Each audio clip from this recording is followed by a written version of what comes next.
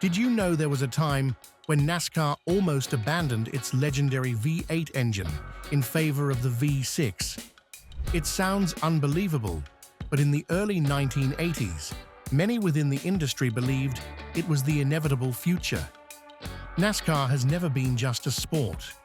It has always been a mirror of what was happening on American roads. When Detroit downsized its cars and engines, NASCAR was pressured to follow. For decades, the V8 powered every great victory. But here's a forgotten truth. There was a time when the V6 was considered NASCAR's next big thing. It was lighter, more agile, and it began proving its dominance in smaller series. Yet because of corporate politics, the revival of America's love for big V8s and NASCAR's cautious approach, that vision never came true. So let's rewind to the 1970s and 1980s to uncover how the V6 almost rewrote the entire history of NASCAR. Entering the 1970s, American roads were still dominated by massive sedans, their large V8 engines roaring with authority. But everything changed after the 1973 oil crisis. Americans became far more conscious of fuel economy. Detroit was forced to downsize cars, cut weight, and explore smaller, more efficient engines. NASCAR, built as a reflection of the auto industry, had to adapt as well. By 1974, the series transitioned to small block V8s instead of the massive big blocks of the previous era. By the end of the decade, predictions suggested NASCAR would soon need a new solution, and many believed the V6 was the answer. It wasn't just industry leaders thinking this way. Drivers and engineers also started imagining a future where V8s might fade away. Once road cars abandoned the big V8, NASCAR could not cling to the past forever. Especially after 1978, forecasts insisted that within just a few years, the racetracks would belong to the V6. At that moment, it seemed NASCAR was on the verge of a historic shift, from raw muscle power to a leaner, more efficient future. In November 1979, NASCAR officially announced a major change. Starting with the 1981 season, cars would be downsized and engine displacement reduced. The new rules cut the limit from 358 cubic inches down to around 311 cubic inches. This wasn't just a number. For many, the 311 CID was seen as a stepping stone, a bridge preparing for the eventual arrival of V6 engines. At the time, NASCAR even hinted that sooner or later, V6s would become the standard.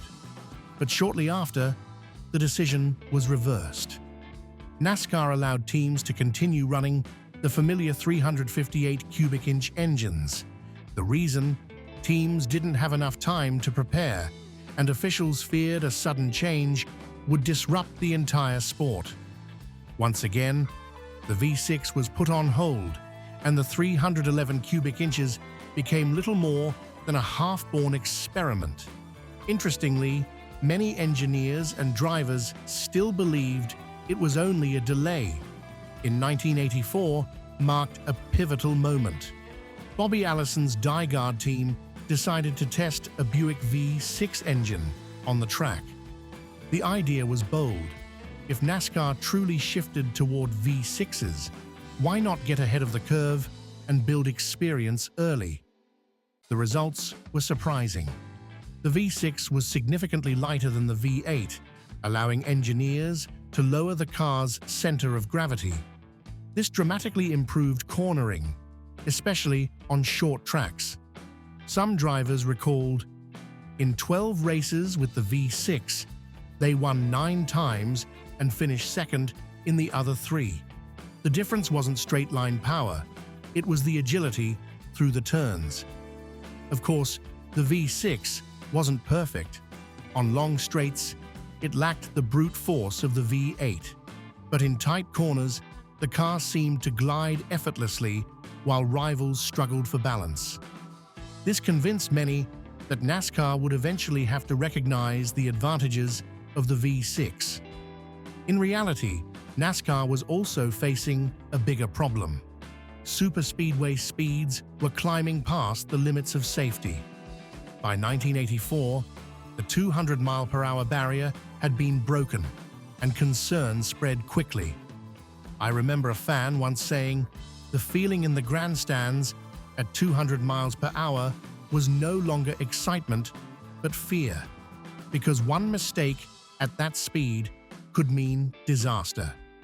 That's why NASCAR's Bill Gazaway suggested what he called a smarter alternative to restrictor plates, cutting displacement to 311 cubic inches. The idea was welcomed by many veteran drivers. Cale Yarborough bluntly said, "Dropping cubic inches slowed everyone equally, while restrictor plates were just a half measure." To me, this was one of the rare times NASCAR considered changing the foundation instead of patching over the surface. In the Busch Series, 311 CID engines were allowed to run 200 pounds lighter, and the races proved that smaller didn't mean less thrilling. From there, some teams and automakers began thinking further ahead. If 311 cubic inch engines worked, then the V6 surely had a chance. And no one embraced that possibility more eagerly than Buick. From the early 1980s, the company invested heavily in developing the V6, both naturally aspirated and turbocharged. In IndyCar and IMSA, Buick's Turbo V6 made headlines, and they quickly wanted to bring that achievement into NASCAR. In 1985, Buick officially introduced a 274 cubic inch V6 into the Busch Series, and the results surprised many. At Daytona, a Buick V6 led the first 20 laps before blowing its engine. At Indianapolis, 2 Buick-powered drivers secured the front row. More importantly, these early performances sent a clear message. The V6 was no longer just an idea on paper. It had proven its ability to compete directly with the V8. When fans heard the distinctive buzzing bee sound of the V6 on the track, many believed a new era might be beginning. However, Buick's success with the V6 quickly became a hot topic, not only on the track, but also within General Motors. While Buick saw it as a chance to establish its own identity, Chevrolet clung tightly to the V8 technology that had defined its winning tradition in NASCAR. The problem was clear. Within GM, Chevrolet controlled the entire V8 program, while Buick's only option was to pursue the V6. This placed two brands under the same corporate umbrella in direct opposition. Period reports described the rivalry between Chevrolet and Buick engineers as sharp and bitter. For Buick, the V6 was the only path to step out of Chevrolet's shadow. In 1986, NASCAR saw a turning point when Jack Ingram won at North Wilkesboro in a Pontiac powered by a Chevrolet V6. This proved that not only Buick, but also Chevy was now involved in the V6 race. Yet cooperation between the two GM divisions was virtually non-existent. Buick needed the V6 to define its identity, while Chevrolet sought to preserve the dominance of the V8. This tension created additional challenges for NASCAR. The organization now had to balance not only rival automakers like Ford and GM, but also conflicts brewing inside GM itself. And complicating matters further was Ford's cautious stance toward the V6, which added another layer to NASCAR's dilemma. Instead of heavily investing in a V6 program, Ford in the 1980s focused on turbocharged four-cylinder engines. Cars like the Mustang SVO were heavily promoted with the slogan, "The power of 8 in 4", reflecting Ford's belief that Turbo 4s represented the future. This created a major problem for NASCAR. For the V6 to be legitimized on a wide scale, all major manufacturers had to participate. Buick and Chevrolet were ready, but Ford stood almost entirely on the sidelines. For NASCAR, having only part of GM pushing the V6 was not enough to restructure the entire Cup Series. By 1987, Ford finally began developing a racing V6, with engineers like Ernie Elliott and Robert Yates leading the effort. Yet the results lagged behind. While Buick's V6 had already reached 530 horsepower, Ford's version produced only around 450, roughly where Buick had been 3 years earlier. This delay made it impossible for NASCAR to fully greenlight V6 engines in the Winston Cup. The sanctioning body had to wait until all three giants, GM, Ford, and Chrysler, had competitive products. After many years of waiting, in 1988, NASCAR announced that teams could test V6 engines in the Cup Series. Morgan Shepherd was the first to seize the chance. After leaving Tom Winklown's team, he brought a supply of leftover V6 engines from the Busch Series and decided to run them in a Cup car at Bristol. On paper, this was a turning point. The Buick V6 was producing around 530 horsepower, while the V8s still hovered near 620. Though weaker in raw power, the V6 had advantages in weight distribution and handling on short tracks. Shepherd believed that even without a weight break, the V6 could compete effectively on Bristol's short straights and tight corners. But just before the race, NASCAR abruptly reversed its decision. Many teams protested that they hadn't been given proper notice, and if the V6 proved superior, those unprepared would be at a major disadvantage.